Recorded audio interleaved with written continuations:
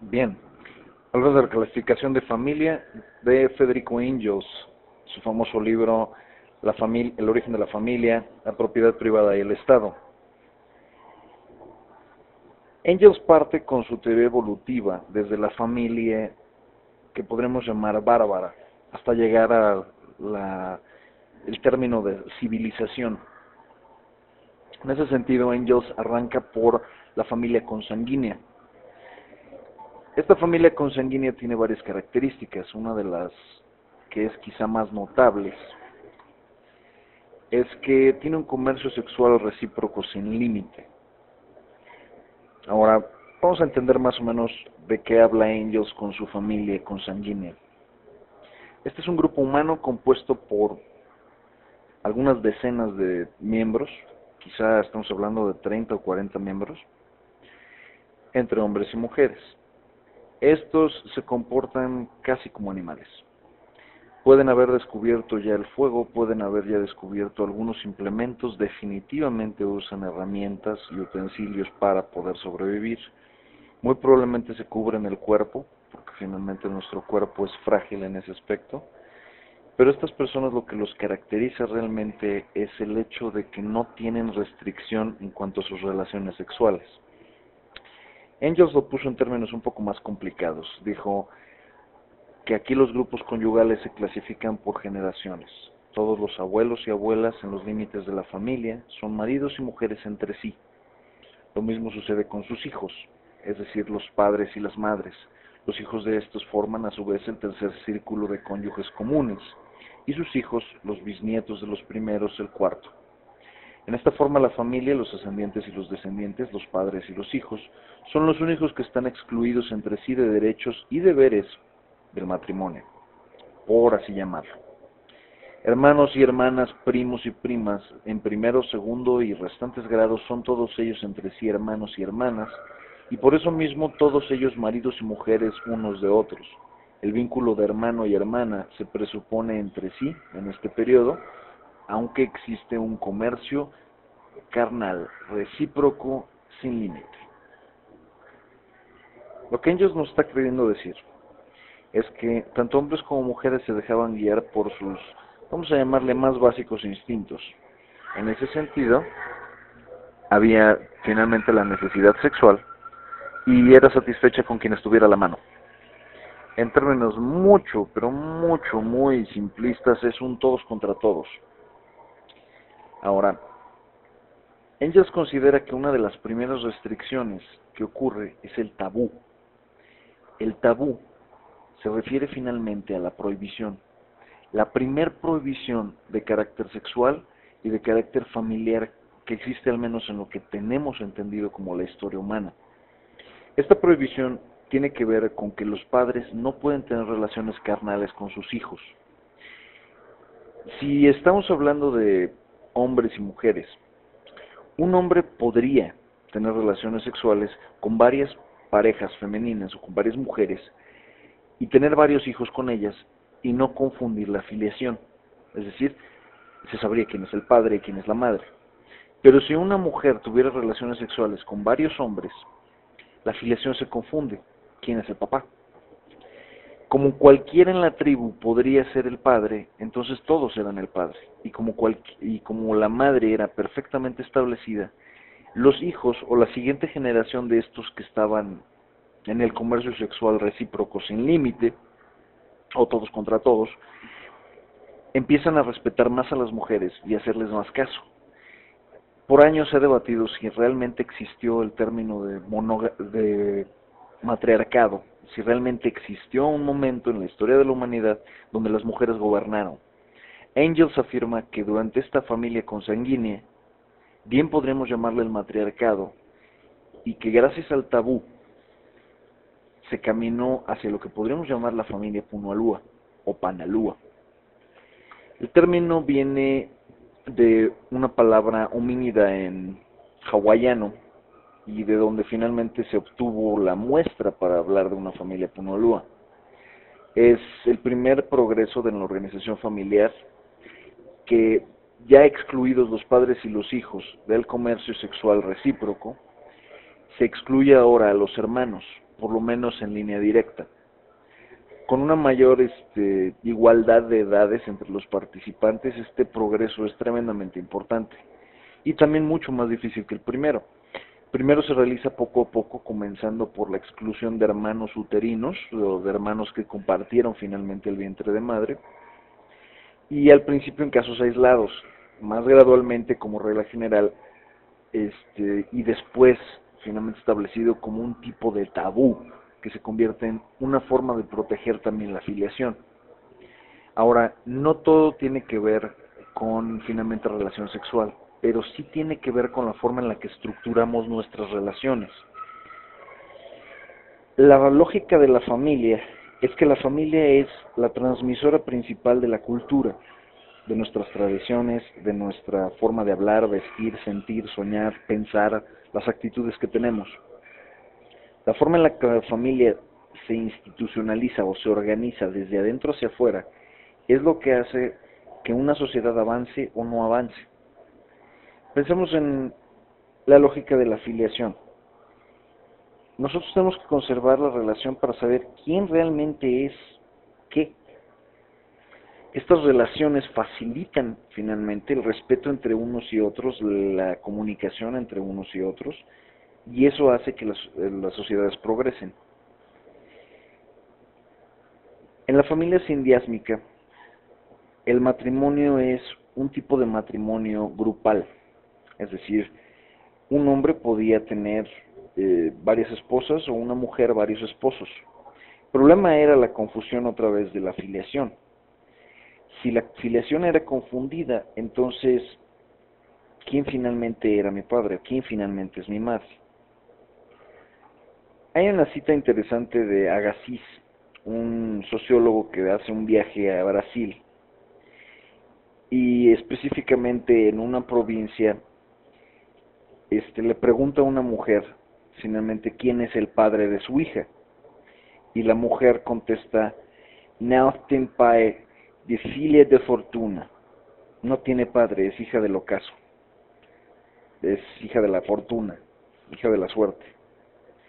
La familia sindiásmica tiene que ver con una particularidad interesante. Hay un comercio sexual restringido por género. Podríamos llamar el principio real del machismo, si lo queremos ver así, o del dominio del hombre de la institución familiar. En esta familia sindiásmica vamos a tener que un varón establece la restricción de que ninguna mujer puede tener relaciones sexuales con varios hombres y se empieza lentamente a establecer como algo prohibitivo, como un tabú, algo que sería aberrante pensar. Aún en nuestros días, si nosotros pensamos un poco en esta idea de la familia sindiásmica, es algo que permanece. Un hombre que tiene relaciones sexuales o que tiene conocimiento carnal con muchas mujeres es un hombre entre hombres, es un macho, es un bien por él. Pero una mujer que tiene relaciones sexuales con varios hombres es una prostituta y cosa peor. No es necesariamente hipocresía, sino que simplemente en el tipo de familia monogámica existen finalmente resabios o remanentes de esa familia sindiásmica, que finalmente sí toleraba una conducta de parejas múltiples, aunque, vamos a decir, no tan cínicamente. Hablando de cómo sigue avanzando, la familia sindiásmica es la forma de familia característica de la barbarie. Es un matrimonio de grupo que se establece por causas diversas. Mucho tiene que ver con la conquista y con la forma de organizar finalmente los grupos humanos. Hay un proceso por primera vez de dividir a un grupo humano grande en pequeños grupos. Esto se le llama clústeres o pequeños grupos conjuntos. Esta clusterización o esta división en grupos también ocurre que finalmente se jerarquizan estos grupos. Es decir, a este momento del cambio entre la familia Panalúa y la familia sindiásmica corresponde también el momento en el que aparece la sociedad con el concepto de la propiedad privada, del que hablaremos un poco más adelante. A este momento que choca, surge finalmente el motivo de la familia monogámica. Si bien la familia sindiásmica era útil, era práctica, era también tremendamente volátil. Un hombre podía tener relación con varias mujeres, pero no había ningún vínculo real. El vínculo era un convenio, por así decirlo, casi ritualístico, que se daba en sociedad. Un hombre hacía un pequeño rito o completaba una serie de pequeños pasos, y entonces hacía que una mujer se convirtiera en una de sus esposas, y esto lo podía hacer varias veces. La única restricción era que un hombre pudiera mantener a la mujer que finalmente se llevaba. Lentamente, para asegurar finalmente que se sobreviviera a este nuevo esquema de la propiedad privada, tiene que aparecer la sociedad monogámica o la familia monogámica. Si acá arriba no se heredaba nada y finalmente cuando moría el padre, pues los hijos seguían vagando por la vida y no había mayor inconveniente, el momento en el que se establece que hay propiedad privada es el momento en el que es necesario aparecer esta familia monogámica y que finalmente el padre le herede al hijo. Pero entonces ya no cabe la lógica de que existan hijos legítimos e ilegítimos. Ahora solo los legítimos van a heredar de su padre. Hay varias especulaciones sobre cómo surge finalmente esta institución, pero lo que es un hecho es que establecimos a la monogamia como un objeto deseable, al matrimonio como un contrato entre únicamente dos personas, con la finalidad de tener hijos, y que estos hijos a su vez iban a finalmente heredar los bienes de su padre y de su madre, y continuar con su jerarquía dentro de la sociedad, o con su lugar en la sociedad. Engels nunca creyó que este tipo de familia primitiva, cubierta por pieles, etcétera, fuera la familia consanguínea. Engels dice, esto es mucho más avanzado. Si bien es este tipo de familia la que es consanguínea, esta familia también continúa y continúa y continúa por varias decenas de miles de años y muy lentamente avanza hacia estas restricciones que se van quedando en el imaginario popular. Más tarde, entre Panalúa y Sindiásmica, aparecemos con grupos ya un poco más cerrados, donde un hombre y una mujer empiezan a tener sus propios hijos y el proceso de lo que habíamos llamado hace un momento la clusterización o el separarse en pequeños grupos. Más tarde, las familias ya institucionalizadas como tal, mediante este contrato social, que es el matrimonio, y declarando finalmente que van a tener solo una pareja y que solo van a tener, vamos a decir, su descendencia y más allá, para llegar a la familia como la conocemos hoy. La familia como la conocemos hoy merecería un estudio aparte, porque finalmente la familia monogámica ha tomado una subclasificación hacia no una, sino múltiples ramas.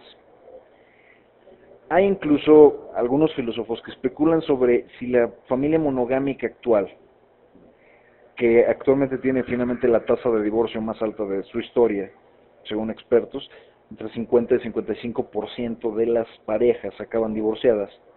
Este regreso a la familia entre consanguínea por cuanto hace el matriarcado, es decir, que si estamos volviendo después de un matrimonio a que mamá guíe la familia y que esa guía de madre finalmente nos va a llevar a estas familias pumalúas y sindiásmicas.